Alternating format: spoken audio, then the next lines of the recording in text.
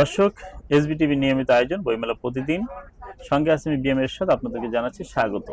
আমরা এখন আছি অমর 21শে বইমেলা 2026-এর ঐতিহাসিক সোহরাওয়ার্দী উদ্যানে। আমাদের সঙ্গে এখন এই মুহূর্তে উপস্থিত হয়েছেন এ সময়ের একজন বিখ্যাত লেখিকা নীলপদ্ম মরিয়ম সাথী। নীলপদ্ম মরিয়ম সাথী, তার এই বইটি নিয়ে আমরা আলোকপাত করবো এবং এই মরিয়ম সাথী সম্পর্কে আমরা একটু জানবো। আমরা মরিয়ম সাথীর একটু সংক্ষিপ্ত জীবনী বলে দিতে চাই। মরিয়ম সাথী 1978 সালে 1 মার্চ ঢাকা জেলার আশুলিয়া গ্রামে জন্মগ্রহণ করে। 4 বোনের 1 ভাই এবং এর মধ্যে তিনি সকলের বড়।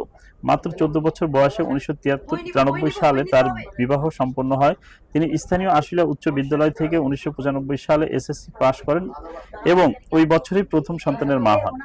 তৎপর স্বামীর কর্মস্থল ব্রাহ্মণবাড়িয়া অবস্থান করেন। পরবর্তীতে ব্রাহ্মণবাড়িয়া থেকে এইচএসসি পাশ করে ঢাকা চলে আসেন। তিনি ঢাকা বিএনএএস থেকে অ্যাস্ট্রোলজিতে ডিপ্লোমা করে অ্যাস্ট্রোলজি প্র্যাকটিস শুরু করেন। বর্তমান তিনি ঢাকা ধানমন্ডি জিকাতলায় বসবাস করেন। তিনি 3 পুত্র সন্তানের গর্বিত মা। স্বামী অবসরপ্রাপ্ত অধ্যাপক, সরকারি কলেজ।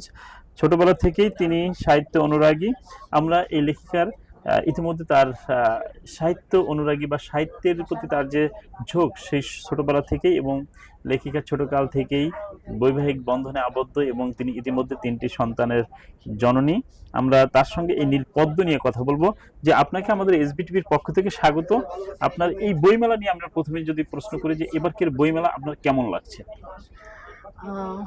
এমনিতে ভালো, কিন্তু সময়টা তো কম।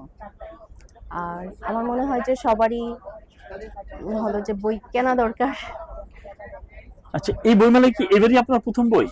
জি, এই আমার প্রথম বই। আমি ছোটবেলা থেকে লিখতাম কবিতা, কিন্তু এই প্রথমবারের মতো আমি। আচ্ছা, আমরা জানি একজন লেখকের কাছে ঠিক তার সন্তানের মতোই প্রথম বইটি হয়। তো আপনি কি সেভাবে অনুভব করছেন? একদম, আমি মানে খুবই আনন্দিত, উচ্ছ্বসিত। এটা আমার প্রথম বই। এটা কি মানে মূলত এটা কোন ধাঁচের? মানে এটা এখানে প্রেম তো আছে, তারপর প্রেমহীন জীবন তো অচল। যেখানে প্রেম নেই সেখানে তো কোনো কিছুই নেই, কল্পনাই করা যায় না। এখানে প্রেমের কবিতাই বেশি। আপনার এই বইটি টই টই প্রকাশ করেছেন, টই টই, এবং 270 এবং 71 নম্বর স্টলে বইটি পাওয়া যাচ্ছে। আপনি দর্শকদের বা আপনার পাঠকদেরকে এই বই সম্পর্কে কি মেসেজ দিতে চাচ্ছেন? পাঠকদেরকে কি বলবেন? হ্যাঁ, আমি জানাতে চাই যে আমার মানে মনের মধ্যে যা আছে আমি আসলে এই বইতে লিখে দিয়েছি। এবং আমার মনে হয় যে যারা ইদানিং কি বলে প্রেমে পড়েছেন, গিফট দেওয়ার জন্য এই বইটা খুব নতুন প্রেমে পড়েছেন, গিফট দেওয়ার জন্য এই বইটা খুবই ভালো হবে, সুন্দর হবে। আর আসলে আমার যা মেসেজ আছে, আমি তো সবসময় বলি বই এমন একটা জিনিস, মানে প্রেম ভালোবাসার উপকরণ ফুল নয়, কারণ ফুল একটা সময় অনাদর অবহেলায় ডাস্টবিন বা পায়ের বৃষ্টি হয়ে যায়। কিন্তু ভালোবাসার সূচনা হোক অম্লিন, এবং সেটা খুব যত্নে করে মানুষ হৃদয়ে ধারণ করুন। এবং সেই জন্য আমি মনে করি বইটা ভালোবাসার মানুষকে উপহার দেওয়া সবচেয়ে একটা বিশেষ একটা আকর্ষণ বা আইটেম বা অন্তরায় হতে পারে। তো আমরা যদি আপনার কাছ থেকে এই বইয়ের একটা ছোট্ট কবিতা পাঠকদের শোনাতে চাই। আচ্ছা, আমি একদম প্রথম যে কবিতাটা লিখেছি এটা আমি দুলান শোনাচ্ছি।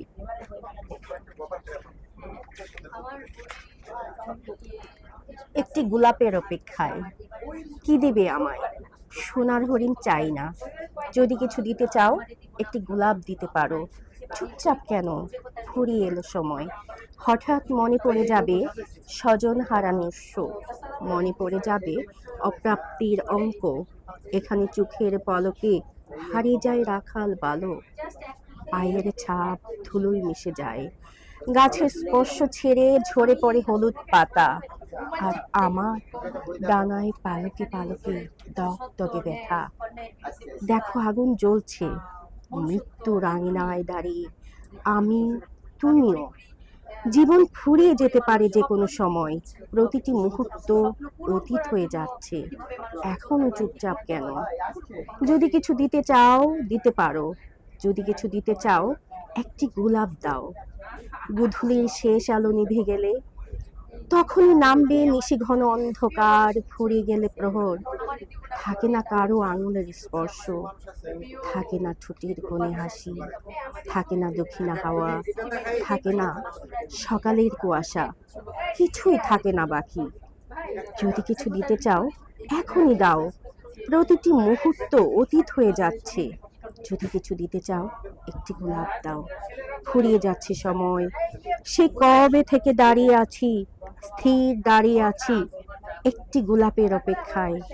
গোলাপের সৌরভে মিশে থাকে ঈশ্বরের হাসি। বাহ, অসাধারণ, অসম। কিন্তু আমরা গোলাপ দেব না, আমরা ভালোবাসার জন্য বই দেব, হ্যাঁ হ্যাঁ, আমরা বই দেব। যত্ন করে যাতে রাখতে পারি। হ্যাঁ হ্যাঁ, জি, আপনি আপনার এই নীল পদ্ম বইটির উত্তরোত্তর সফলতা আমরা কামনা করি এবং পাঠক প্রিয়তা নন্দিত হোক এই বইটি, সেই আহ্বান রেখে আপনার মূল্যবান সময় আমাদের যে এসবিটি সঙ্গে দিলেন, এই জন্য আপনাকে অসংখ্য ধন্যবাদ।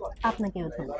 দর্শক যেখান থেকে আমাদের আজকের এই অনুষ্ঠান দেখছেন, তারপর থেকে ভালো থাকুন, সুস্থ থাকুন এবং এসবিটিভির সঙ্গে থাকুন। আর হ্যাঁ, ভালোবাসার উপকরণ বই, ভালোবাসার উপকরণ ফোন নয়, কেবলই বই, একমাত্র বই এবং বই। বই মেলায় আসুন, বই নিজে পড়ুন এবং প্রিয়জনকে বই উপহার দিন। ধন্যবাদ।